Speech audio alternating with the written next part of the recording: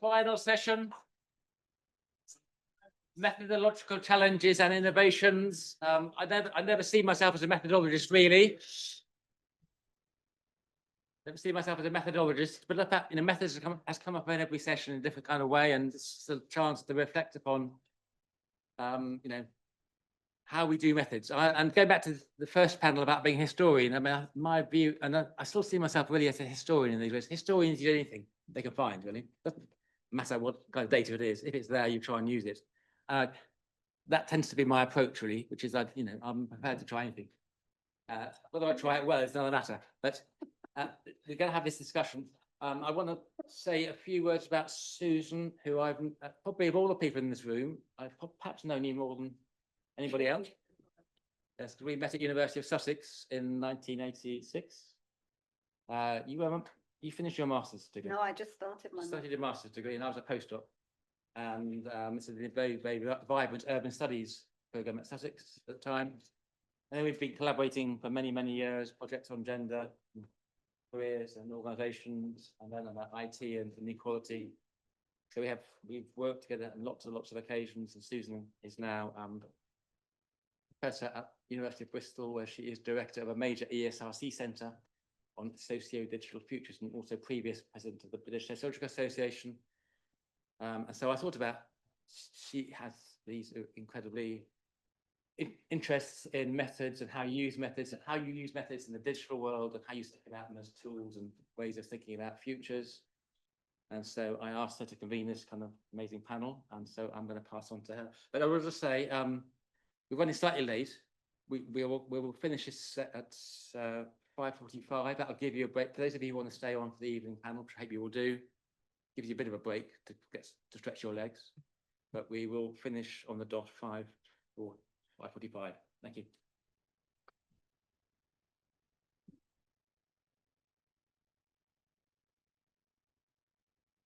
Thanks for that, Mike, and thank you very much for the invitation to convene this panel, and thank you to all of you for the room to take part on it. I was going to start by saying, and now for something completely different. We're going to talk about methods. And I thought people might think, ooh, methods, a bit boring, and then we might have a mass exodus because we're the last panel session of the day. But, of course, as ever, Mike knew what he was doing. And this turns out not to be something completely different at all, because methods and questions about methods have come up, I think, in every single panel that we have had today. And I just want to say a few words at the beginning about that, to reflect on some of the themes that have come up across the panels, and which I think actually are a hallmark of the work that Mike has done that draws together his thinking about methods. So the first thing, I'm not going to talk for very long, don't worry. The first thing I want to say is how central methodological innovation has been in Mike's work. And we've heard that numerous times today. So we started out with the panel of historians talking about the impact that Mike's work on the secondary analysis of social science archives has had in your discipline. We heard a little bit about the Great British Class Survey and the class calculator. I mean, that was quite controversial in certain parts of British sociology at the time as a methodological move that was made by that project. Other things I could mention, but given my own interests, I would like to mention the paper on the coming crisis of empirical sociology, which many of you will remember. I would just note that was published in 2007. I don't know if any of you know when Facebook and Twitter first started. Twitter was 2006, Facebook was 2004. So Mike and Roger's insistence that actually sociologists and social researchers should take these new and emerging forms of data seriously and think about the kinds of knowledge that might be produced through algorithmic analysis and computational methods was pretty early on in terms of thinking about that, and really did have a very fundamental impact, I think, in framing the rise of methodological innovation with digital data and methods, but also the whole field of digital sociology. I mean, you can't really go to a digital sociology conference without somebody mentioning that paper at least once. Underlying all of that, and I think this is the really not boring bit, is Mike's insistence that we pay attention to the way that data and methods are situated in particular places and times, and that they are always shot through with questions of power and politics. And I think we've heard that a few times today. I particularly like the phrase we haven't heard today is the social life of methods. And I think that phrase, it's a very evocative phrase, which Mike and others at Cresk in Manchester used to really kind of bring in a science and technology studies sensibility into some of these discussions about methods and methodological innovation. And to think about methods as social entities. So methods that are in and of themselves very interesting as sociological objects of inquiry, and which raise really big questions about the relationship between theory, data, and the methods that we use. Even more interestingly to me, and maybe I would say this, I wasn't a sociologist by training, as Mike mentioned, I'm a geographer by background through way of urban studies. Sociologists now work very extensively with computer scientists and engineers of all kinds. The kinds of issues that Mike's raised about the relationship between theory, data, and methods, I think it raises questions that cut across disciplines. It raises questions that cut across different methodological traditions, different methodological commitments, and actually, of course, how those very disciplines and methodological traditions themselves are constituted. How are they made up? What are the relationships between them? And what relationship do they have with forms of data, forms of method, and forms of knowledge that are produced beyond the academy? Thinking back to the empirical crisis paper. So in that spirit, and thinking about Mike's repeated insistence throughout today that we look at the big questions, actually not just throughout today, throughout his whole career, that we look at the big questions, this panel is going to be asking some questions about methods, about how methods constitute sociology, about what our methods are for, and how they might rise to some of the really big challenges that we face in the world today. Looking, you said right at the beginning of the conference, Mike, you said, let's face it, the world's not in a great state. We're looking at questions about deepening inequalities. We're thinking about all climate change. We're thinking about all kinds of ways in which we are challenged, I think, as a discipline to respond and to ask what are we for and how do we respond.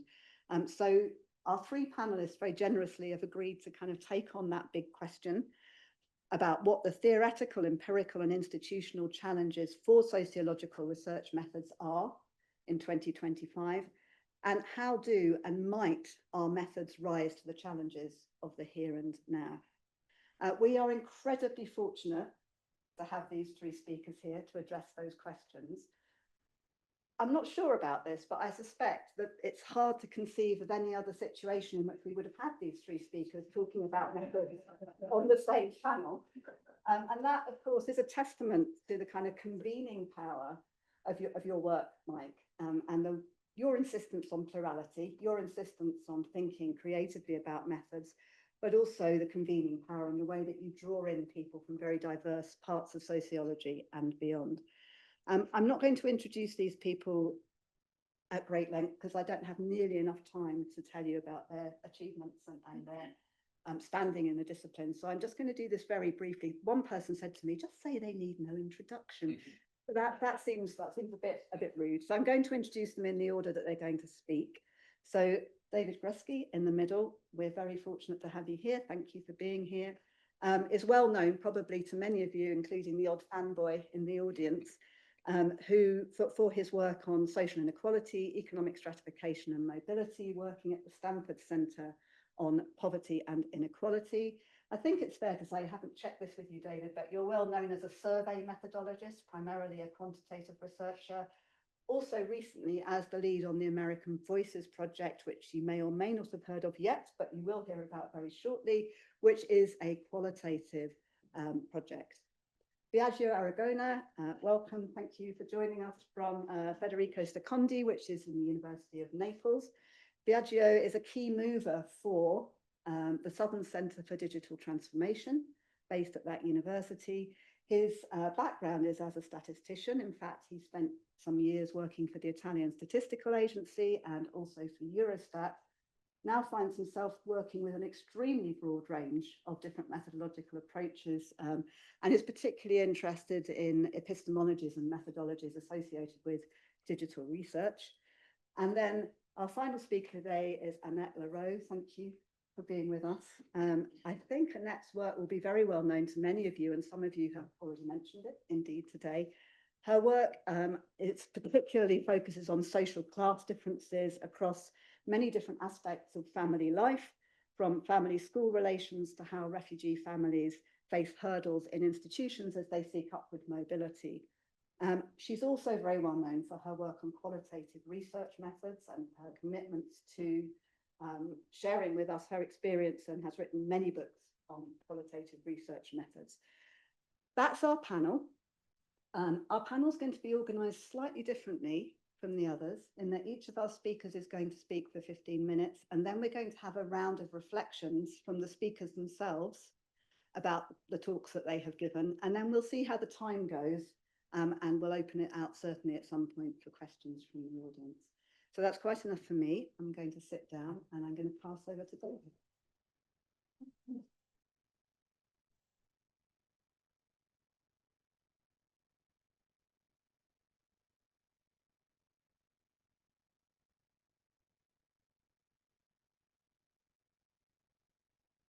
Thanks for the introduction. It really is an honor and pleasure to be here to mark this occasion. Can't promise I'll do it justice, but I'll give it a shot.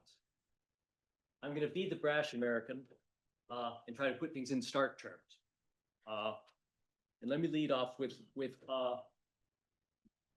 what I'm calling here in this slide the predictive failure in the social sciences. And this follows directly on Susan's comments. We're living in difficult times, obviously, and one of our jobs is to try to make sense and, if possible, anticipate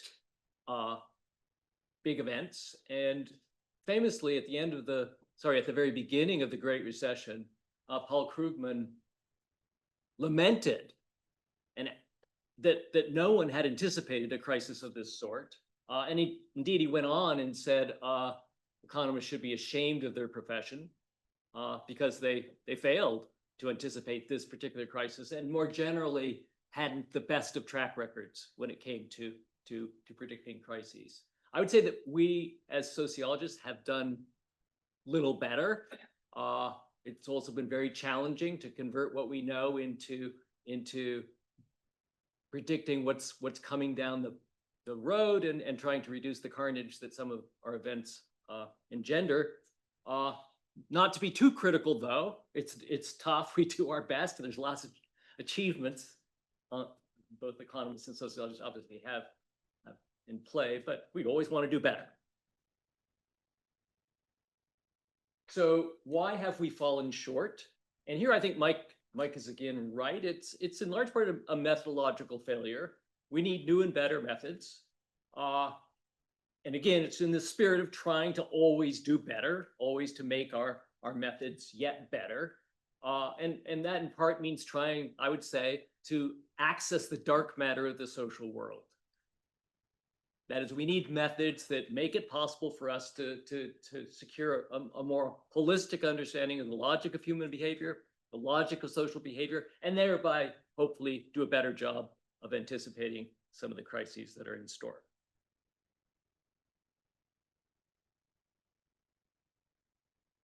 So this is, again, about Mike's charge to all of social science that we ought to push beyond the tried and trusted methodological repertoires, that we ought not be satisfied with the existing state of quantitative methods, but try to make them better. We ought not be satisfied with the existing state of qualitative methods, but try to make them better. And I want to talk about one project that I would hope illustrates this commitment, but I want to talk about whether or not it does, whether or not it does push forward in a productive way our toolbox of methods. I choose this project because, as Susan said, I'm involved in it, so it's a natural one to choose. Also, though, Mike has been a champion, a supporter, an advocate of the Voices Initiative, and so it's relevant for that reason as well. And also, it's as I said, I think perhaps one illustration of trying to innovate methodologically. So what is the Voices Project? It could be understood as trying to get the best of both worlds, the best of what quantitative methods can deliver and the best of what qualitative methods can deliver. So on the quantitative side, the aim is to have a method that can achieve representativeness, that can be reliable in the sense that it depends on large N, and provides a test bed of data that lots of researchers can access, and hence accumulation is advanced. So you get that out of the quantitative tradition. On the qualitative tradition, you get the immersive richness of the data themselves. And the hope and aspiration is this hybrid form might have some payoff. Obviously, existing methods are immensely productive and must remain in play. And this is just an example, if you will, of brand differentiation of the qualitative method, which has already been shown to be so productive, exploiting that productivity and differentiating the brand. I want to talk a bit about the Voices Initiative within the US, the American Voices Project. And I'm just going to summarize its basic features to get you up to speed. And then we'll talk about whether or not it's delivering. So it's the country's, the US's first omnibus cross-domain qualitative study. By that, I mean it covers a variety of life domains based on national probability sampling and has a relatively large N by the standards of qualitative research. And it features a 2 to 3 hour immersive conversation. The protocol covers key life domains, the full arc of one's life, turning points, crises, family life, friends, employment, health and mental health, and so forth. Open-ended prompts, like tell me the story of your life. And then the de-identified data are made available to qualified researchers on secure servers. And before anything can be released to the public, it goes through disclosure avoidance review to make sure that there's no opportunity for re-identification.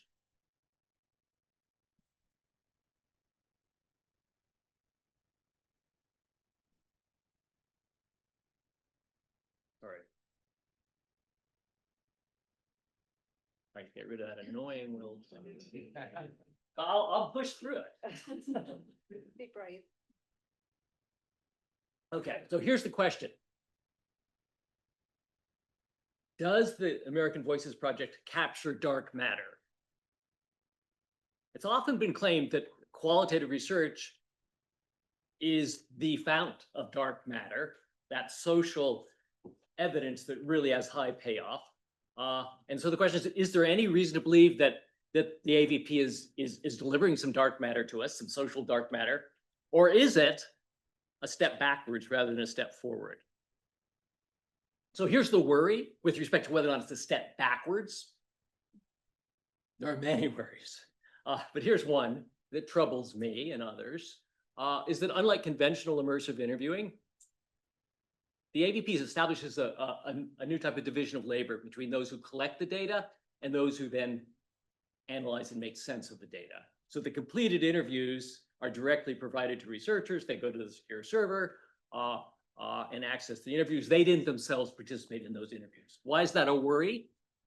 Well, it's often claimed that the data analyst needs to witness and co-create the interaction in order to understand it. Now, this is a claim that's often made with respect to just understanding interaction in and of itself. So the symbolic interaction is claimed that you have to understand that interaction as this co-creation and making sense of that is best done by people who are part of it.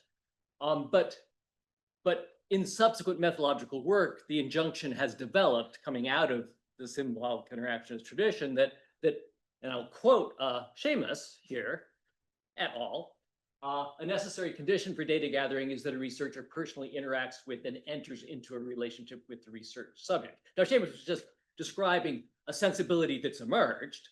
I don't know if that's his position, but it is a sensibility. And that then engenders a worry that the AVP certainly doesn't meet this stricture. And we may not therefore be delivering on the dark matter that we want. So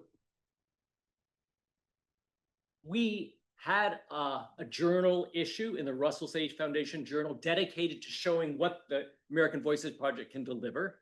And the editors of the kind of the introductory piece, myself included, and many other folks, had a strong incentive to say, oh yeah, we delivered. And we said that. We said these are amazing pieces and we believed it. But we had just a bit of a conflict of interest, right? And you might not think that that's the final word. And some people believe it didn't really deliver. And so do we just have to agree to disagree on this? Or is there a way to actually assess whether or not there's dark matter to be had? I think there might be. So let's get to it. There's some new evidence on the dark matter claim, and I'm going to refer here to a paper by Park, Zhao, Shaw, Hill, Tai, Ringel, Morris, Willer, Lang, and Bernstein. If you don't know this paper and you don't like reading, just go to the TED Talk. There's already a TED Talk. But I'll describe it in case you don't know about it. So here's what they did. They took an AVP transcript. Now, they actually didn't use the AVP transcripts that we collected because our consent agreement, we judged, didn't cover the kinds of uses to which they put the data. So they had to collect their own data, but they used the AVP protocol. So what they did was they took a transcript, say, for one of the interviewees, an AVP transcript, a 2 to 3 hour immersive interview, and they provided it to a local large language model, so that those data could never go beyond the server on which that large language model was downloaded. They gave that transcript to the local large language model and asked the large language model to act like this person on the basis of that 2 to 3 hour immersive interview. And what's the key result? Then what they next did after giving the transcript to the large language model, they then asked some questions of the large language model that extrapolated well beyond the content of the interviews themselves. They recorded those answers. The large language model remembers pretending to be this person. And then they go back to the person from whom the transcript was originally taken and ask them the same question. So you have the real humans' answers, and then the large language model pretending to be that person, their answers. And the result that gets the TED Talk is there's very strong correspondence between those two sets of answers. Now, and here's what's relevant for us. When you instead give the large language model the survey data from that interview, so when you do the AVP protocol, you have this 2 to 3 hour immersive interview, and then you move to a survey, a conventional survey, and that's delivered as well. So in the first example that I gave you, they just gave the transcript, the qualitative transcript, but then they went back to the large language model and instead just gave them all the survey responses and said, now be this person based on those survey responses. Couldn't nail the responses of the person when it just had survey data. So that then is the basis of the claim that maybe there's something in the immersive interview data that's pretty fundamental. It enabled a very powerful prediction to be made about how that person would respond, where survey data don't. So to me, it suggests there's something pretty profound in those immersive interview data that allows a prediction that's incredible. So what does that mean for those who worry about whether or not the AVP is delivering on dark matter? I'd say I worry less now. That doesn't mean that it wouldn't be yet better and there'd be yet more dark matter had it been a co-created interaction and the person doing the research actually was part of that interaction. But we do know we're getting some dark matter here. Maybe we can do better, but we got some. And the implication is that we can at least get by with the interview itself. And hence the worry that some have had might not be entirely on the mark. So this is early days. I think it raises more questions than it answers. And I just want to lay out, for the balance of my time here, just lay out a few questions that I think ought to be answered. And that in fact, in a project with Jennifer Butler, Seamus Khan, and Forrest Stewart, we hope to answer. Now, I should say, in laying out these questions, I'm not sure I exactly have the questions that this team wants to take on. We're still in early days ourselves and trying to figure out what those questions are. So I don't want to say Seamus to be held responsible for what follows here. It's like Seamus as processed through David's brain. So there could be some error. But here I go.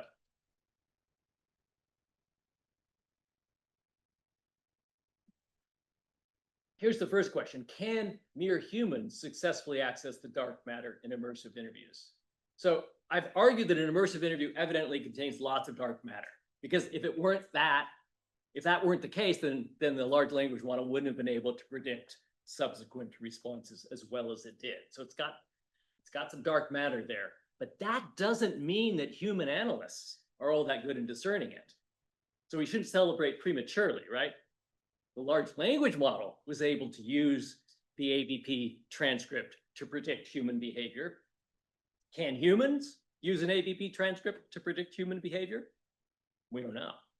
So we should find out. So here's the kind of test that could be carried out. Ask a researcher to read the same interview as was provided to the LLM. Ask that researcher to then predict the interviewee's response and assess whether they can do as well as the LLM can do. So we have this uncomfortable possibility that the interview contains dark matter. The LLM can use that dark matter to issue a pretty good prediction, but humans, sadly, are not as good. That's just possible. It's also possible it's the other way around, right? We're better. But it is a bit interesting. We have a large methodology about how you should go about reading, coding, interpreting immersive interviews. I think, but those who know more than me should correct me if I'm wrong, I think we don't know as much about whether or not the various ways in which we process as humans immersive interviews, whether or not we're doing a good job of it. We don't have a standard by which to assess that that's as clean as just, can you successfully predict the behavior of the person who you're interviewing. I think that's a good standard, and I'll get back to that.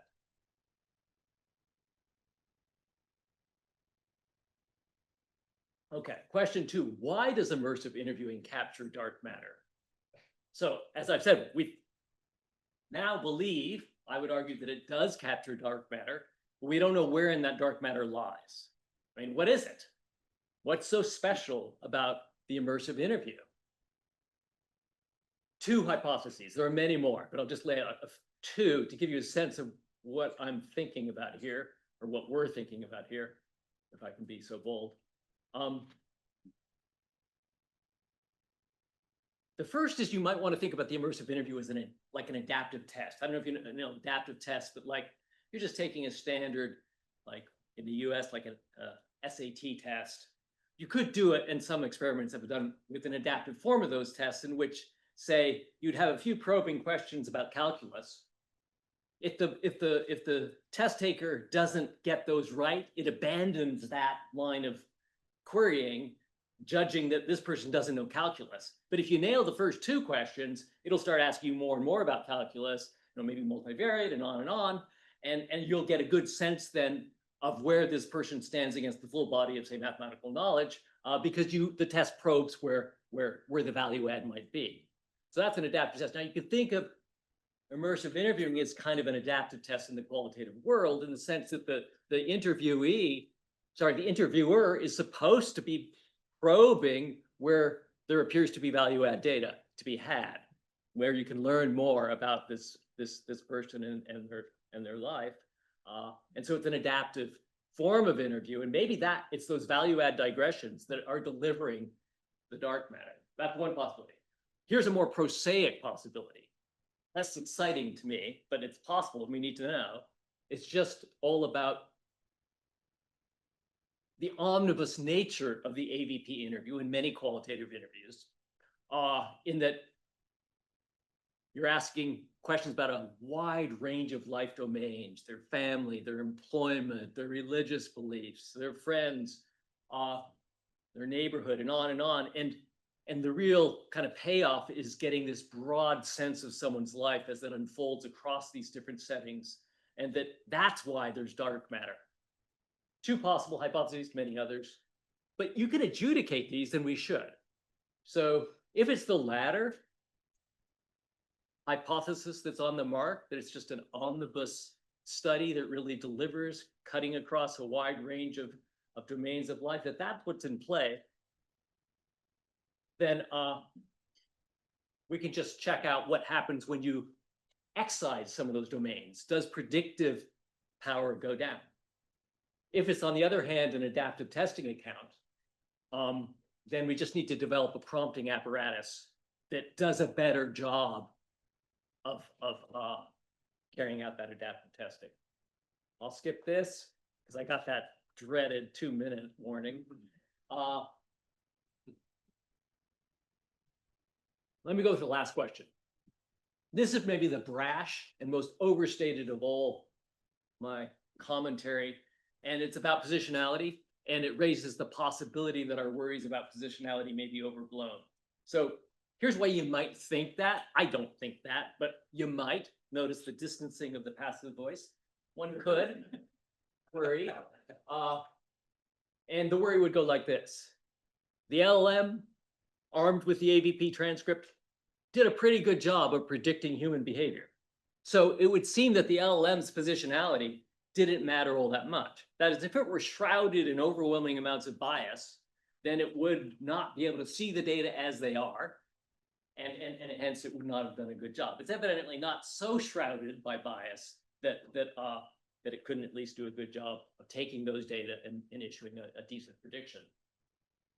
But the larger question is just how much does positionality matter?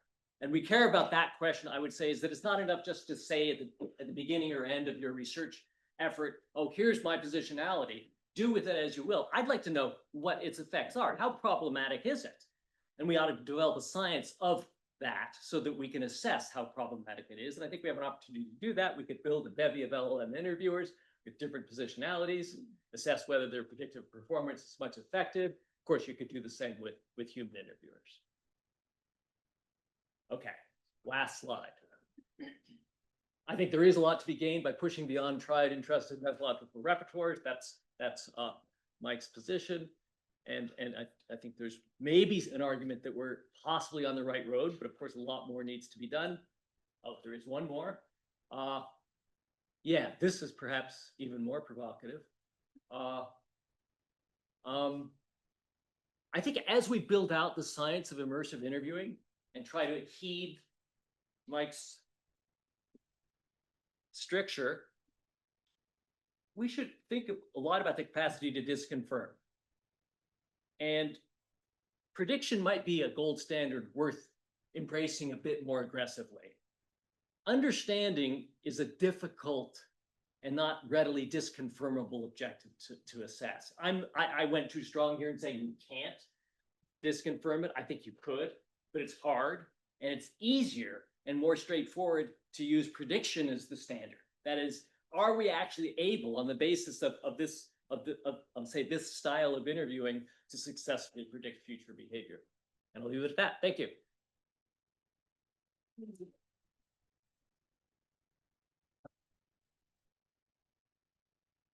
I'm sure we'll have lots of questions. I'm going to move straight on to Biagio.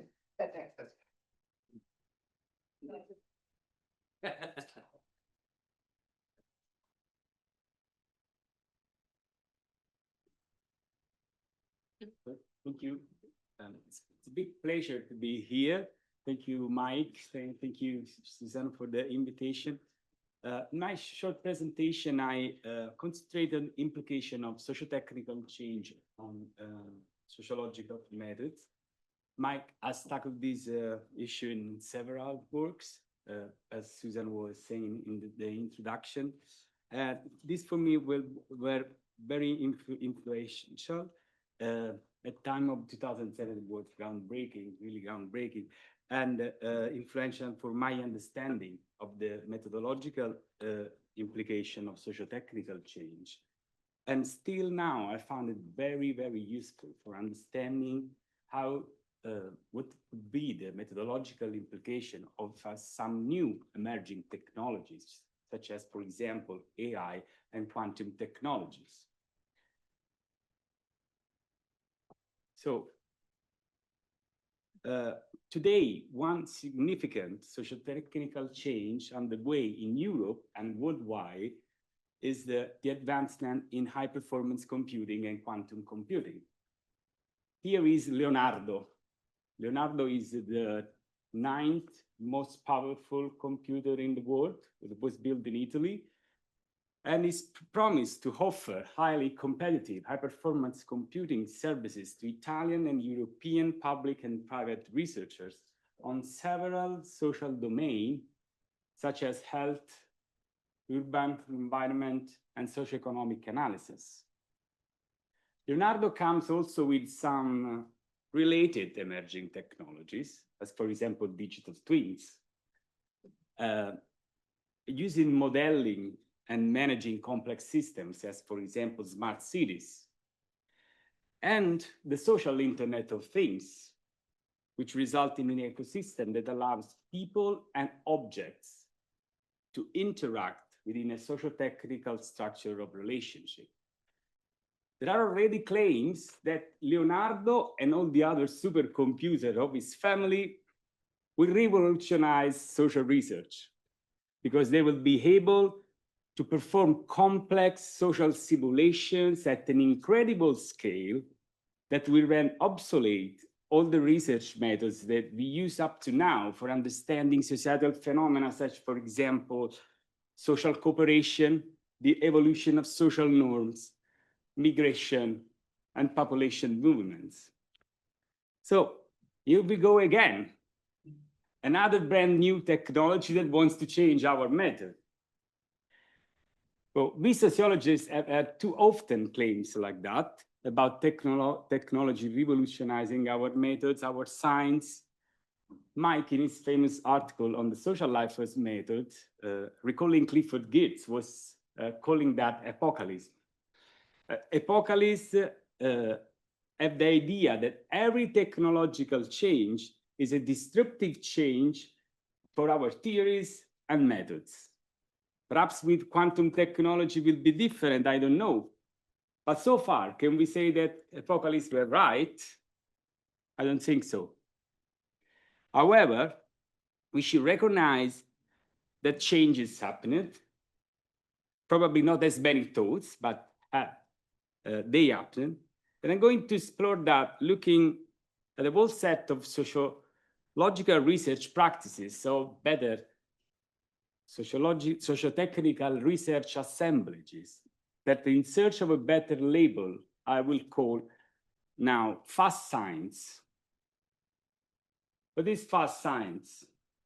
Fast science is based on the idea, or better on the narrative, that due to the acceleration of socio-technical change in our societies, slow, well-established sociological methods cannot keep up with the technological innovation.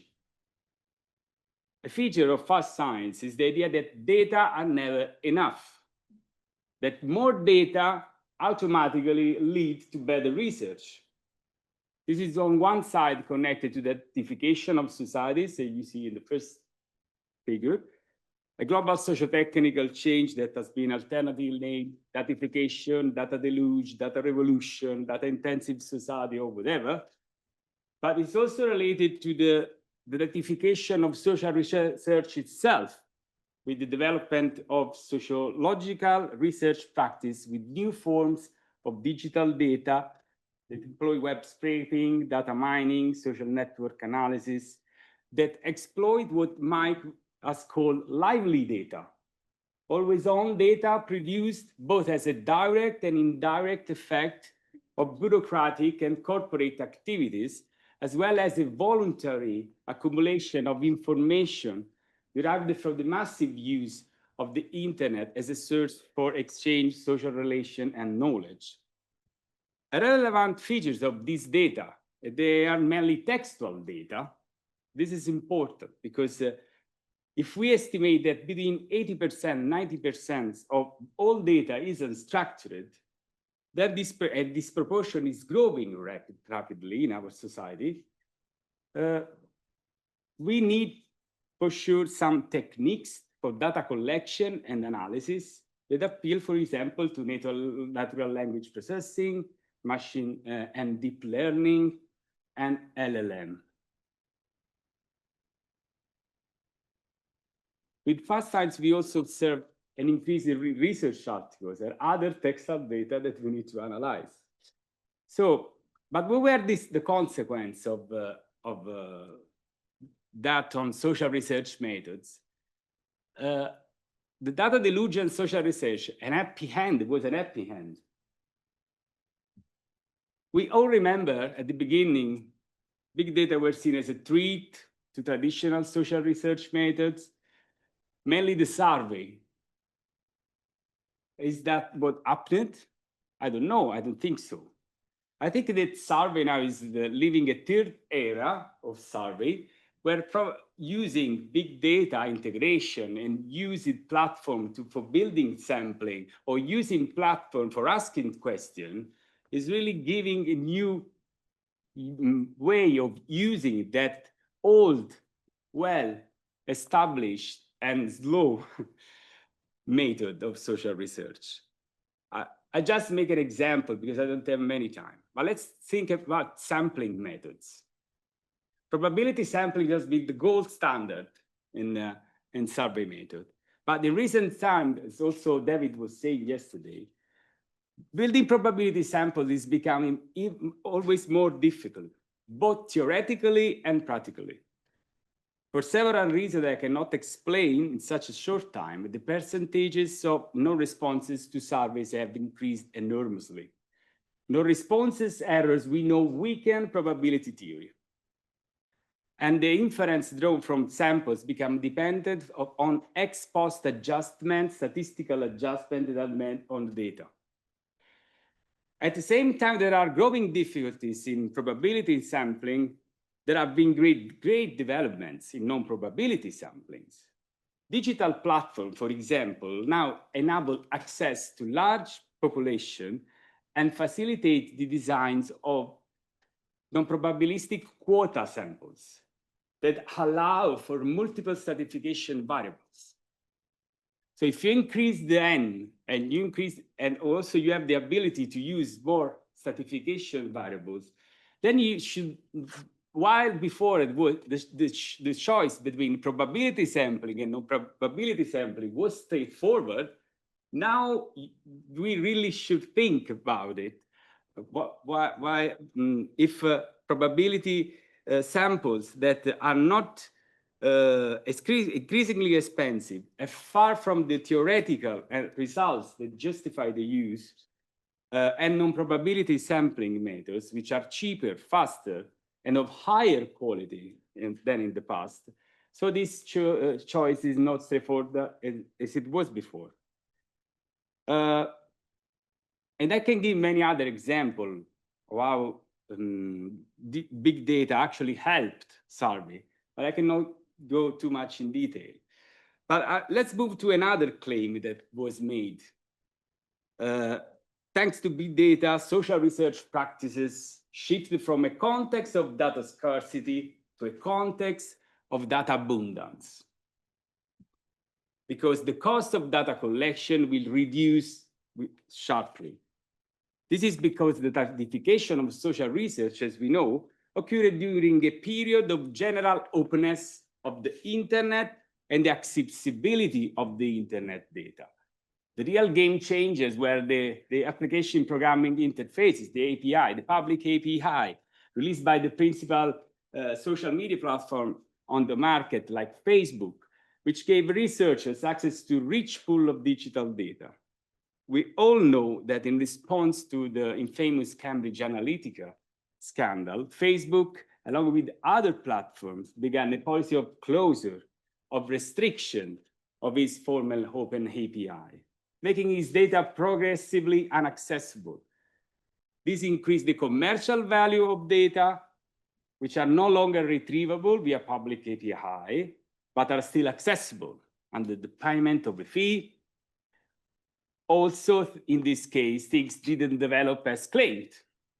And digital sociology are now revisiting data scarcity due to the political economy of data. At least a wide group of researchers who, for economic, positional, and political reasons, don't have access to social media data anymore and need to activate creative research practices to still get access to those data, for example, through data donation or some forms of data brokerage. So almost 20 years ago, Mike, began to explore big data as an emerging source for social research.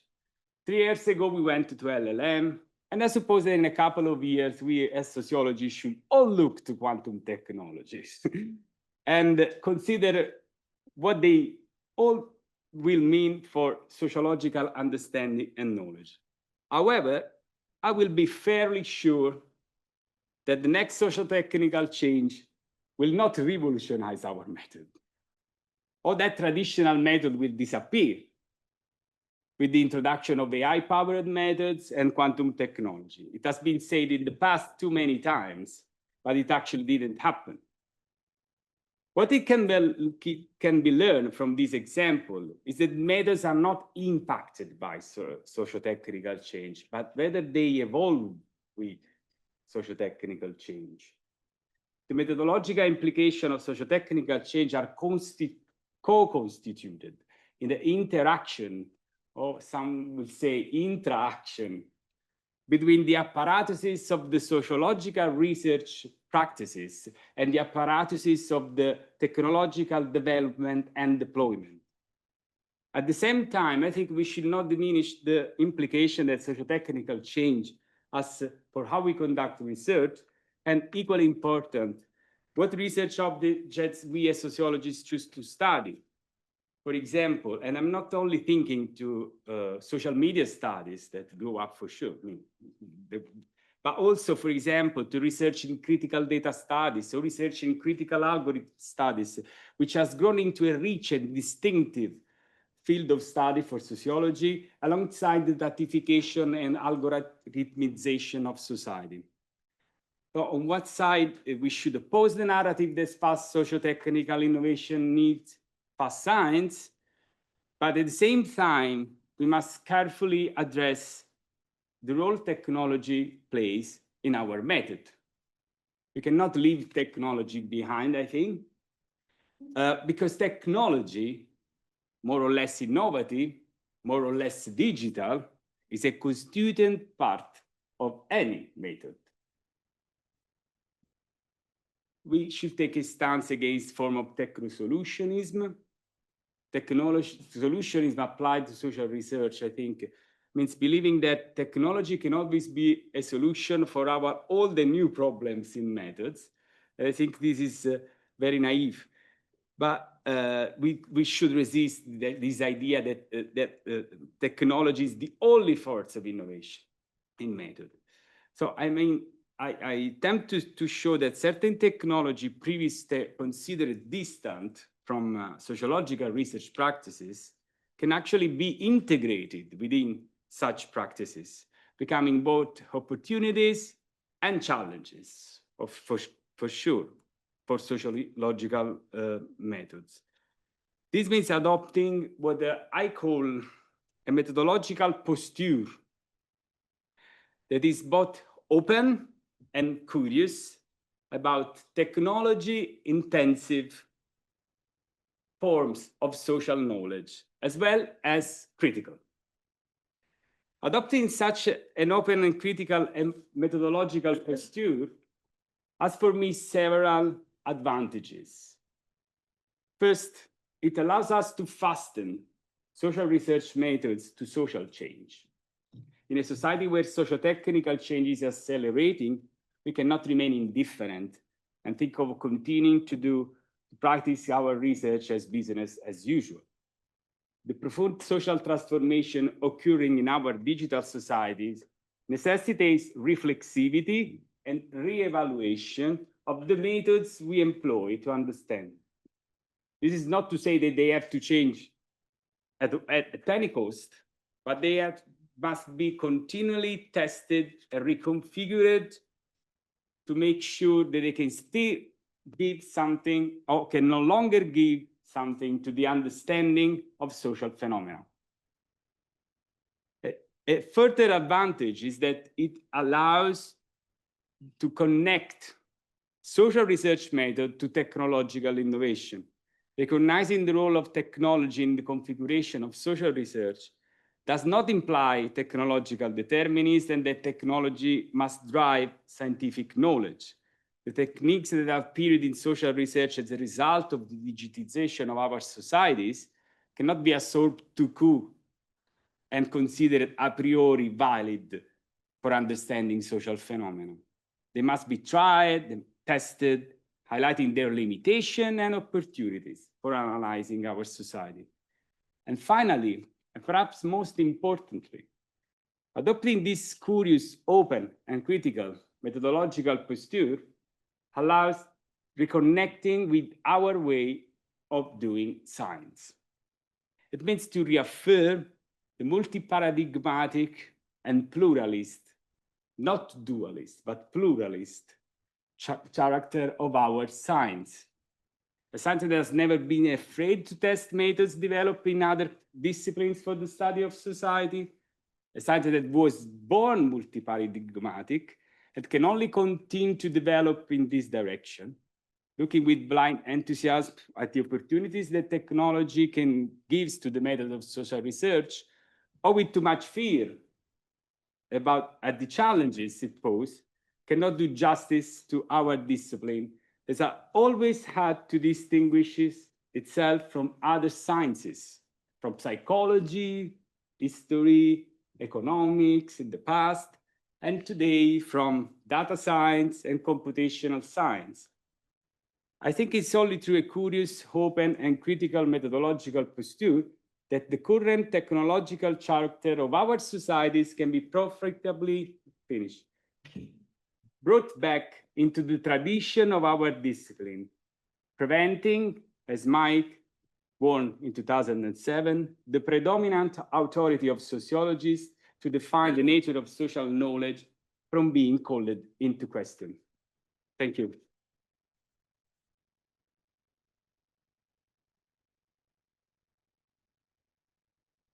Thank you very much, Biagio. Annette, over to you.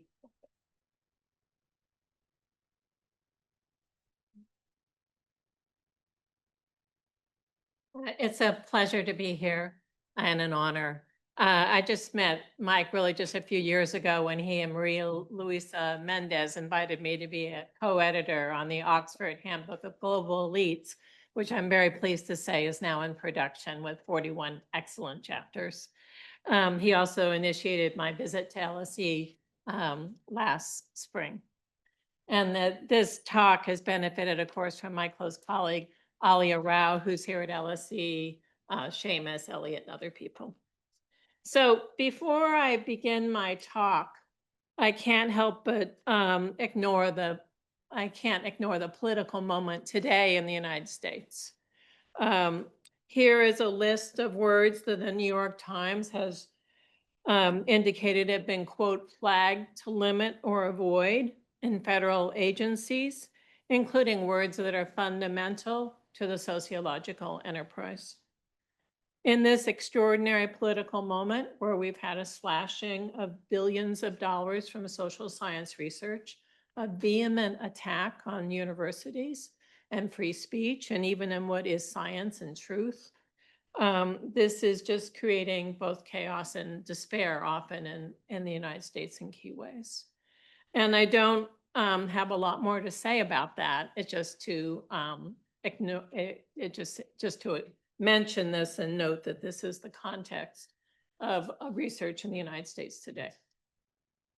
In a very, very different way, in the area of methodology, which is the subject of this panel, I believe that there are vigorous debates within social sciences, and especially about what people mean by qualitative research. And people do mean different things by qualitative research. I'm sorry, my slides did not quite translate properly. So this says depth, meaning, social context. And complexity, which I see as the 4 defining features of high quality qualitative research. I believe that they're essential. And so I believe that these 4 essential elements lead people to make hard choices in sampling, and I focus especially on data collection. Now, let me be clear that I do greatly value large N samples that permit population inferences, as this research and this tradition has important strengths in survey research, and we've learned a great deal. In qualitative research, I'm old-fashioned.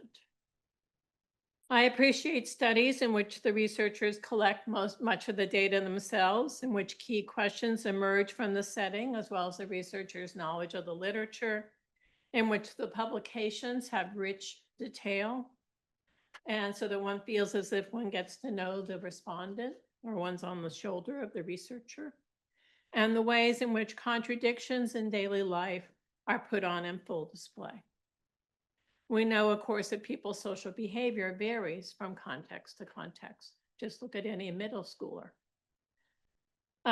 Recently, as we've heard today, a number of scholars are proposing carrying out qualitative research in a way that captures many of the benefits of large samples.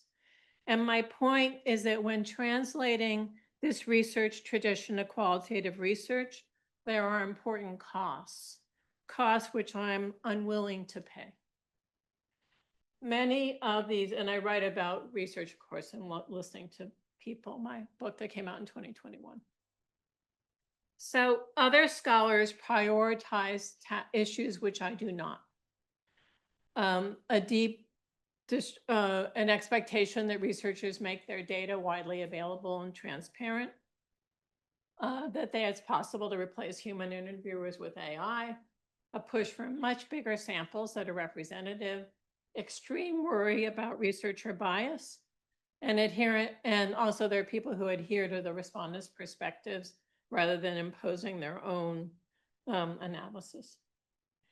I think much of the push for scaling up a qualitative work, whether through AI interviewing or through representative samples, misunderstands what I see as the essential elements of qualitative research. And I feel that there's a need to differentiate the essential universal features of qualitative of research, which I see as depth, meaning, social context, and complexity, from more particularistic elements where I believe reasonable people can disagree. This is the goal of my paper today, and I'm going to illustrate these concepts by talking about my current study of wealthy families. So, and here I define what I mean by these 4 concepts that you can see here. Though, of course, we could talk about this. I discovered, of course, once again, these challenges in my interviews with wealthy people, which was defined as usually people who had more than 10 million US dollars in 82 racially diverse families who were recruited through my acquaintances with confidential information altered, except for students and relatives. I can explain more in the question and answer period that I had to make extremely hard choices. I did not recruit, for example, Asian Americans or Latino people. I focused instead on white, Black, and people born in India who were US citizens. And I also tried to recruit people who I saw as typical. I didn't get people who were extremely radical. I looked very hard for Republicans, but of course you can't, it's a non-random sample. They were overwhelmingly done face-to-face. Now, in the US, we have a cultural emphasis on meritocracy, and we tend to accept high levels of wealth when people have earned it themselves. But in fact, many people have benefited from sizable wealth transfers at some point in their life. And our cultural fixation in the US on meritocracy means that wealthy people tend to downplay the impact of wealth transfers. Their narratives foreground their own accomplishments rather than the advantages they receive. For these reasons, it's very difficult to elucidate the role of family assets in wealth accumulation. Hence, in data collection, detail and depth of detail is crucial, but this takes time to elucidate in interviews, and questions are not always straightforward. The most unusual feature is I have these case studies with the money person, the spouse, and adult children, and often their spouses, and then highly confidential paperwork. So this is my sample. So you can see this is the median net worth. The range is up to $1 billion. Okay, so I'm going to tell you about Nick Jansen, who's a pseudonym. He's a white male Republican inheritor from a New England manufacturing family where I did a case study. He went on to create an early internet business for bikes and other sporting equipment, which he eventually sold for $200 million. His 84-year-old father, who owned a successful manufacturing business, was also an inheritor. The interview was both long and focused. I was interested in the blessings and challenges of wealth and how it shaped Nick's life opportunities. If the interview had been shorter and if I had a larger number of questions to cover, such as his political views, his workplace experiences, religious beliefs, health, and his view on politics, I would have not learned essential insights. Because my interview went into such depth about his childhood, building the treehouse that was very important to them, his career as a ski racer, his education, and his business, I was to learn both about his ideals and his meritocratic beliefs and the way in which the wealth gave him key advantages. To explain, Nick loved the outdoors, and he found the office stifling, and where he did an internship in his father's business. He says, he said, I'd done an internship the summer before in the business where I was plugged into different departments, and the company was really interesting. It was a good learning experience, but it just didn't light me up. I saw myself wearing a tie, going to the office every day under fluorescent lights. I just wanted to want to go to work in the morning. Given his driven nature, which he stressed over and over again, he wanted to, quote, make something new. I kind of wanted to make my own thing. I wanted to make something new. I decided I wanted to be an entrepreneur. I chose not to go in the family business. I loaded up all my gear and my mountain bike and windsurfing equipment and drove out to Denver. I asked directly about financing. Here, as you see, did you need investors or did you have enough money? He says some investment might have been nice, but we didn't raise any money. He emphasizes again his hard work.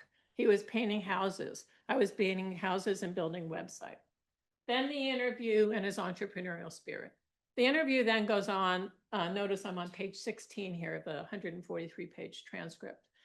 And we go through his ski racing career, his injuries, his marriage, and then we have a long discussion of the sale of his very first item in the business and how he had a Fed exit and the credit card didn't work and the lady got mad, etc. And then I said, and the equipment was in his apartment. And so then I said, and how are you paying rent? Well, to be candid, my dad gave me a safety cushion. So my dad made a great effort, again, hard work, to secure a nest egg for people for the kids. And so I had a trust fund. I think I took out $2,000 a month out of it. So this trust, which had $1 million in it, had a significant impact. It paid his rent and his living expenses. The key point is that a crucial resource in building the business was downplayed for him. And the important point was he emphasized his own efforts. So this one example, I believe, illuminates the 4 key features. One is the importance of detail. The interview was a long process. Probably I spent 30 minutes on this one issue. Also, I went into the interview knowing about the trust, which was extremely helpful. But I couldn't tell him I knew it. And so I was trying to work my way around to it. Likely an AI, and then also the importance of the social context. It was 1996, was very early for internet businesses. And also his social networks were extremely powerful in this process. And then the complexity of the entire experience. Likely an AI interviewer would have missed it, and studies with a large number of stakeholders and a wide array of questions, there's an inevitable limit to the depth of the interview.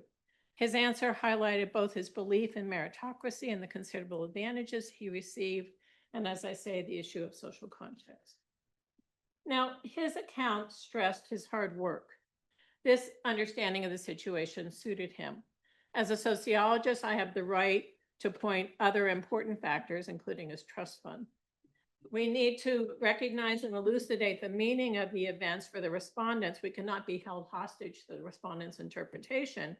This is especially true with structural inequalities. Now, I want to tell you about briefly one more example with Dan Casper, a white, independent, politically independent, upwardly mobile startup entrepreneur in his late 60s with 250 million, who'd been married for decades to a coupon cutting woman whose childhood was scarred when her father died when she was 5 and the family had severe economic strain. He complains, I'm not really allowed to shop at Whole Foods because which is more expensive. There's a supermarket down the street that has better produce for half the price. I remember once I was trying to do the taxes and I'm like literally paying a $5 or $10 million tax bill. And I walk over, I said, Danielle, have you seen this? And then I walk over and she's literally clipping coupons. In many interviews, this would be the key point and the interviewer would go on, but there are additional layers here. Dan Casper yearns at time for his wife to see the big picture. I'm often trying to say like a sense of proportion, like by not paying my taxes on time last year, it cost $100,000. So it's great you saved $27 by doing whatever, but if you help me pay my taxes on time, I would actually do better. But she and her siblings have a fondness for not spending money. So within the same household, people have different experiences. And of course, there's this emphasis on frugality, which a number of my families had. They lived in $15 million houses, but they insisted that they were frugal. And his wife did get mad if he came home with a bag from Whole Foods. There's no doubt about that. But they also spent, quote, north of 100,000 on a vacation to Peru. They paid a huge fine. So the pattern is one of complexity, ambivalence, and uncertainty. There's not simply one answer. And trying to unpack people's experience requires a steady stream of probes, changing directions, flexibility in the interview, as well as the time and space to pursue one relatively narrow line of questioning, which are central to the goals of the study. So I'm insistent about these factors as being crucial for high quality research, depth, meaning, social context, and complexity. Of course, that also happens with participant observation and what you focus on. This, as I explained in listening to people, this makes very hard choices because one study cannot do anything. Now, there are very particularistic, there are brutal debates among ethnographers about lots of things, including some of these issues up here. And I'm not going to go into those, it's just to say that these are areas where I see reasonable people as disagreeing. So this brings me to my final point, which is about the limits of AI for data collection. AI has been valuable in countless settings. The current state of AI suggests it has severe limits for qualitative data collection.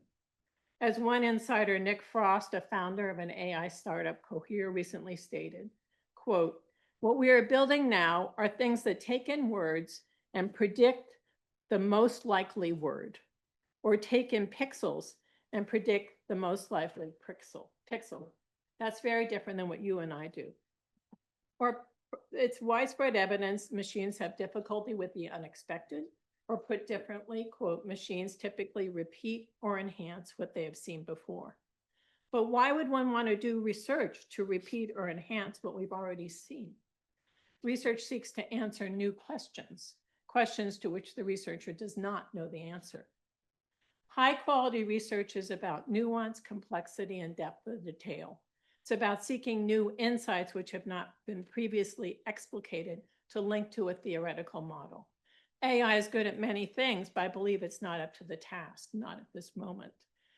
Alison Pugh shows in her new book, The Last Human Job, that there are forms of interaction which involves what she calls connectivity, which are deeply human and not suitable for machines. AI is bad with irony, humor, empathy, with unexpected twists and turns. But interviews and observations are dynamic, complex social interactions and likely draw on what Pugh calls connectivity. Not everything can be boiled down for machines, nor do I see the standardization in interview protocols, so to have represented data as really the most important task for qualitative researchers.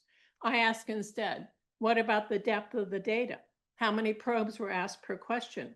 How are the data shaped to formulate an important research question in the data collection process?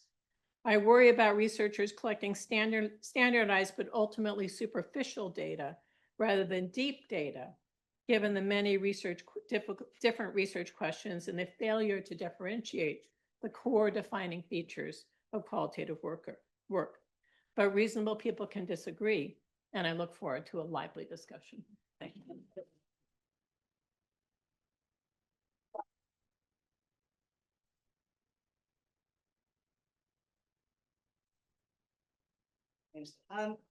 So three sociologists, methodologically differences between us are not unusual, and they're not unexpected. These are perhaps sharper differences than sometimes we hear. I think those are connected to the kinds of technical changes we've been talking about, and perhaps to the political moment that we are in, sadly, not were. I'm just would like to ask each of you, this hopefully isn't a surprise that I'm asking you this question. Looking outwards at that world that is not the best place to be right now, as opposed to looking inwards to the kinds of differences that we're pretty used to having as sociologists. Can I just ask each of you if you'd be willing to just reflect on what you've heard and to think about what the consequences of this diversity are for our engagement in and our contribution to addressing those very big challenges when we look outside of our discipline? I hope that question makes sense. I think we've talked about it a bit before. Do you want to go in the order that you've spoken, or David? Sure, that's a good question. Do I need to use this? Are we good? People here, David? Okay, great. Because as Annette laid out, and we all know, we're living in a horrible time in many ways. And our challenges are likely over the next decades to be profound.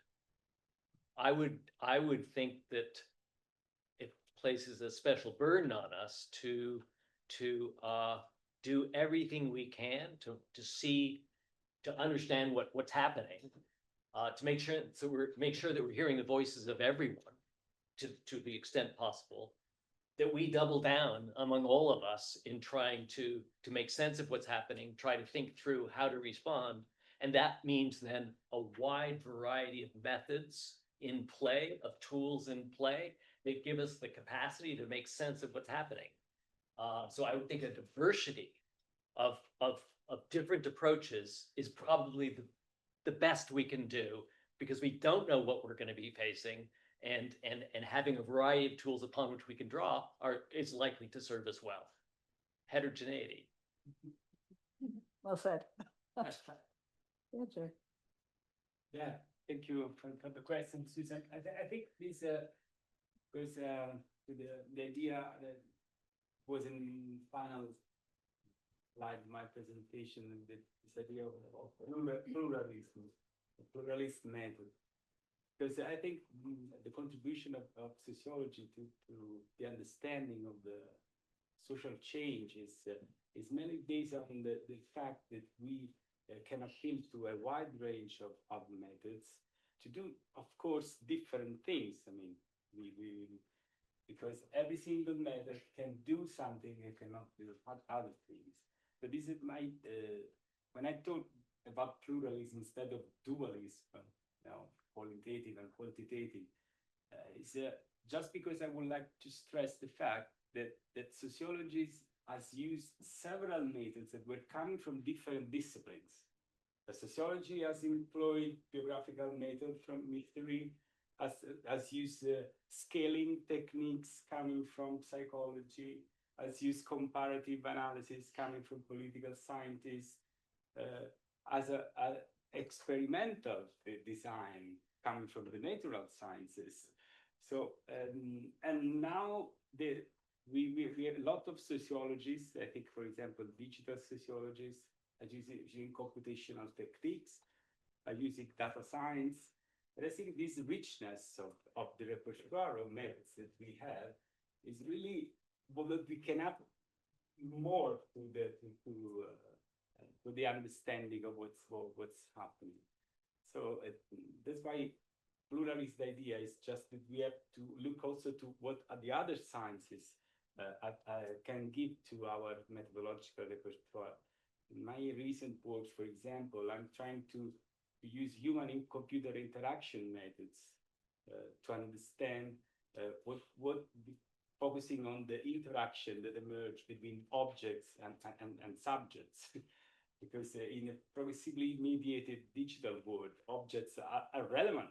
We can probably have to look up how we can develop some methods that address sociological questions to how this interaction develops. Well, as Mike writes about eloquently in the Handbook of Global Elites, I think we need a theory of power. I mean, about how is information used? How is social science used in deliberations? When we know, for example, the tax rate in the US was 91% in 1951, and now it's 36.7%. There's no doubt that the data were always available, but the political context has shifted radically. And so I don't think, and I think in that way, narrative forms and rich qualitative research can be very powerful and in books and changing people's hearts and minds. So I think, I finally think if there is a zero sum, like on Wednesday night, you said it's not a zero sum game, but I think I disagree. I think it is a zero sum game in terms of funding and publications and graduate students and resources. So I think that there are important constraints on social science research. I'm going to ask one more question and I'm going to open it up. I want to follow up on what you said, Annette. I mean, this isn't entirely our choice, is it? I mean, part of the challenges that we face in this world, and, you know, forgive me because I feel for you both being in the US context, is that I understand it, as I understand it, certain forms of data are being closed down for access to social science researchers. There are shifts in, I know, the nature of funding decisions that are being made about certain kinds of projects. And I think this picks up on what you're saying, Annette, which is there's a politics, a kind of epistemological politics in which is shifting at the moment quite dramatically. So it's not just that we're living in a nice world in which we as sociologists can say, oh, let's just choose which method we like the most. We are working in a world where the credibility of that knowledge and the competitiveness, unfortunately, of that knowledge is really very sharply outside of our control. So I just wonder if you have any reflections on that in terms of the diversity and heterogeneity of methods that we've been talking about.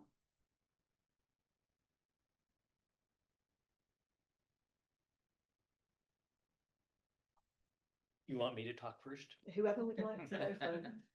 I will defer to others if they have something to say, but I will speak if pressed. We press them.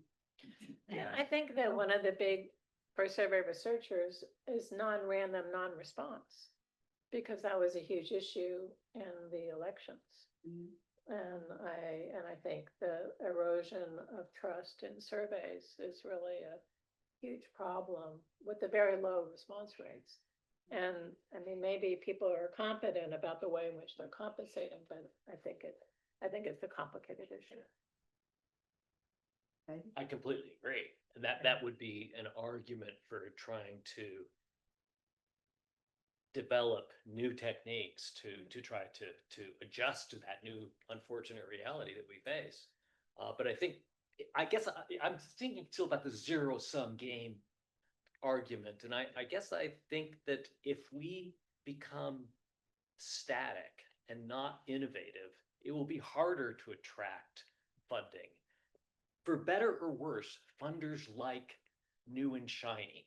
And if it's a competition not within sociology, there's no money going to sociology, there never has been. There's a competition between sociology and the rest of the disciplines. And if we can dream big within sociology and show that we have exciting, innovative ideas that can potentially do a better job of it, we will take some of the funding that might be going to what I would regard as lower value initiatives. So that's the sense in which it's not zero sum. We need to show that we can innovate, that we can respond to the moment. And if we can show that, I think we'll get the funding and good things can happen. I mean, it's for certain that some of those other disciplines are coming for the money that sociology might have had in the past. So, I mean, the response to that is critical. Thanks. Yeah, Joe. I can give you a point of view from a country that now is experiencing the last 5 years, probably funding in research has never been in the last 25 years. But this funding was actually dedicated to some pillars, but some specific domains. For example, digital transformation. So with the recovery fund in Italy, we are receiving a lot of funding that are dedicated to climate change and digital innovation. So sociologists are part of this, but just a very small part of this. And does that shape in to be part of it? Does that have an impact on the kinds of methods that? I think for sure it does it. But anyway, I think we can also, and it's something that we're trying to do in the center, in our center in Naples, trying to also to give some side mainstream ideas to how to study technology, how to understand societal implication of technologies and so on, using some very traditional research methods, photography, for example, and so on.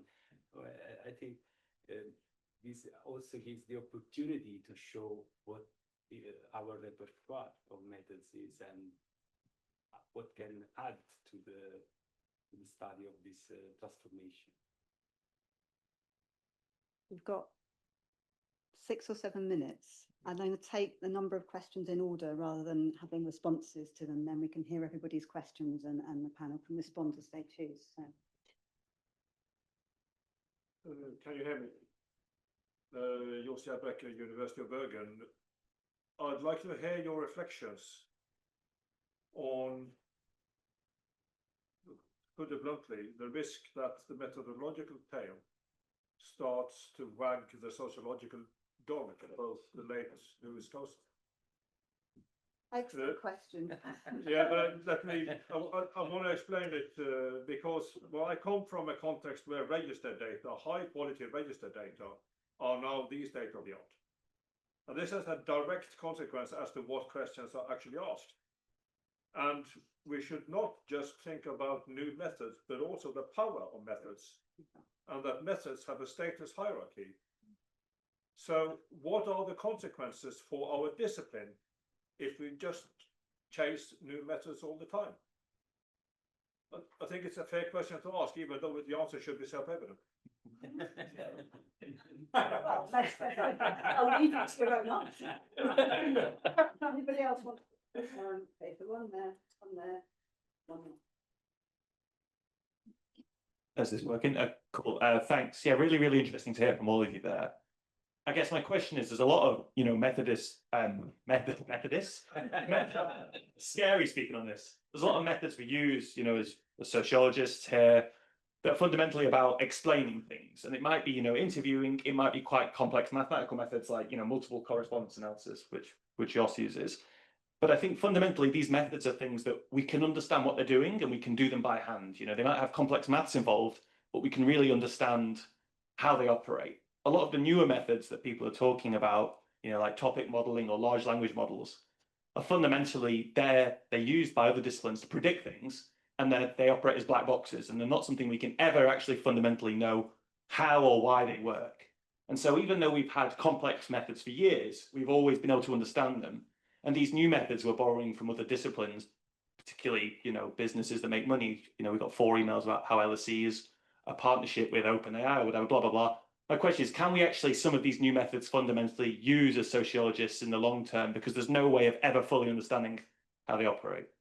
Great question. There was one here. Yep. Hi, Inam. I'm a PhD student here. I did sociology to go to geography after 6 years of training. So my question is about predictability, because often we take refuge in the dark space like matter or energy to stay unpredictable from the people of power, people with power. So how far along have we gone in terms of predicting sentiments, emotions, and ambience? And is there a way to avoid predictability? The brilliant questions. Stella. Hi, I wanted to pick up on something you mentioned about positionality, and you didn't have much time, but you framed it as problematic, which I found quite interesting. I've been thinking since you spoke about it, about Adrian Rich's essay Notes Towards a Politics of Location, which begins, although I'm speaking these words in Europe, I was writing them in the United States of America, and it sort of began quite a, encourages a very careful way of thinking about your position as a researcher and what reflexive work is. So I'm curious to hear about from all of you what reflexive work means to you and how you think about positionality. Okay, I'm mindful that we have 3 minutes. I'm going to ask each of you to make a response. Don't try and answer all the questions, that's not possible, but to respond to one of the questions with great respect for all the questions that have been asked, but just respond to one of them. David, I'll ask you first. Oh, I was gonna do two. Okay. On the clock. Okay, I'm on the clock. I'm gonna go with the question, with all due respect to that wonderful question, go with the question on the black box question. I think that's a very important one. And I think there's one sense in which that kind of comparison troubles me, and that's when we think about a human analyzing data and making decisions and judgments about what matters and what doesn't matter, as against, let's say, an LLM doing the same. Both are black boxes, right? Both are black boxes. And that's so complicated. I can possibly deign to understand how she makes decisions. That's complicated. And likewise, I doubt that she can understand. I'm a black box to her. She's a black box to me. And LLMs are black boxes to everyone. Ajay, would you like to? No, I absolutely agree with you. Yep. It's very difficult to understand points of view that are in nearly data. I will try to say what we can do about this the methodological scale and the sociological talk. It's not just that probably we should go back instead of this thinking about the different methods, thinking about different research objectives of them. And also to research questions that we address to these objectives. And I think this way, probably the choice between a method and another can be done and can be justified. It cannot be just driven by technical reasons. I think positionality is super important, obviously. I mean, I think I'd like to talk about the methodological issue. I mean, to me, people are really interested in wealthy families, and so now everyone says, "Oh, it's so fascinating," but which is kind of annoying. But all my other projects, I encountered a lot of doubt and skepticism. And like when I was writing Unequal Childhoods, I thought, oh, this is never going to work. It's a mile wide and an inch deep. And later people say, oh, it's such a great book, but like, where were you when I was like, I don't know, this is not going to work. And so almost everyone who does truly innovative work, it's quite lonely and scary because you're doing something that no one's ever done. That's the whole thing about a dissertation, why it's so hard for young people. And so I think to step out of that, you have to ask big questions, but you also have to have strength of the soul to buck the huge inertia to stay with the current methods and to ask different kinds of questions. I'm going to say thank you very much for the questions that you asked. They were great. I'm sorry we didn't have more time. These people haven't yet escaped from the room, so I'm sure they'd be very happy to have some further discussion with you if they're not too exhausted. I'm going to draw this session to a close. In doing so, I'm deeply, deeply conscious that I'm drawing the conference to a close as well, and totally unprepared for that. He's moving towards me.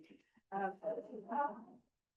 won't say much more. It's been wonderful. It's been truly wonderful and a really, really deeply moving testament for you, Mike. It's been, I think all of us have been hugely privileged to be here. And this will live with us, really. No, I'm going to say it will live with us for some time. Mike would like to come and say a few words.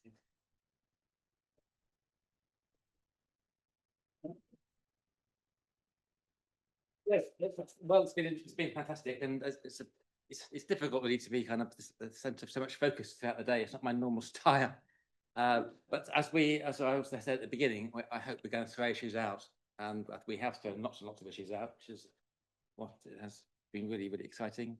I do just want to acknowledge, I just feel amazed that there's so many people have come. Some of you come a long way.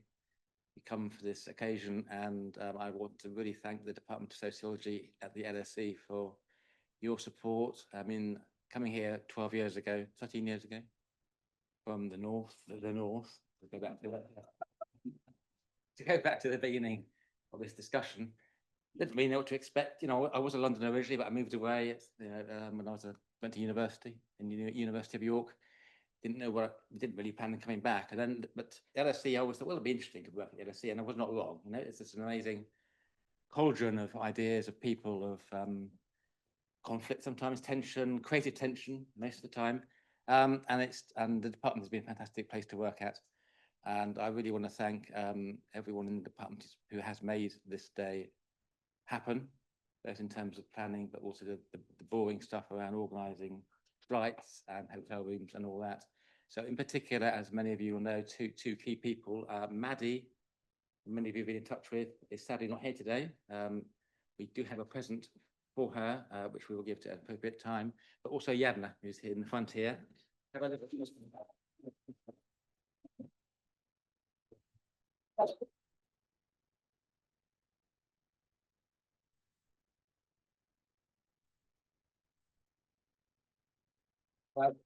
Yes, so thank you very much. And please, if you're not too exhausted, it'd be wonderful to see you in 45 minutes for the big event.